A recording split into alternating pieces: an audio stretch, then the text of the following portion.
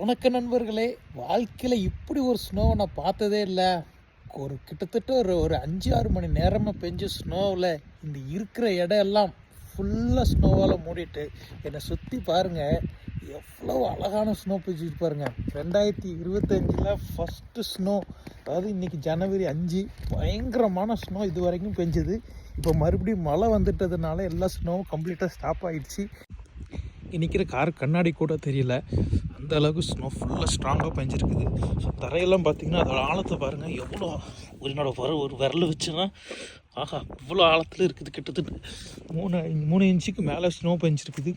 ரொம்ப ஸ்ட்ராங்கான ஸ்னோனே சொல்லணும். 2025 இது ஒரு சூப்பரான ஸ்னோன்னு சொல்லலாம். ஆரம்பமே அமர்க்களமாக ஆரம்பிச்சிருக்குது. என்னால் வீடியோவே எடுக்க முடியல, அந்த அளவுக்கு பயங்கர குளிராகவும் நடுக்கமாகவும் இருக்குது. ஸ்னோ பாருங்கள், இன்னும் முடியலை. கிட்டத்தட்ட 5 மணி நேரமாக பெஞ்சிட்ருக்குது. ஸோ இன்னும் காலையில் 9 மணி வரைக்கும் ஸ்னோ இருக்குதுன்னு சொல்லியிருக்கிறாங்க. இப்போ ராத்திரி 2 மணி ஆகுது. கிட்டத்தட்ட இந்த இடத்துல இப்போ -8 டிகிரி இருக்குது.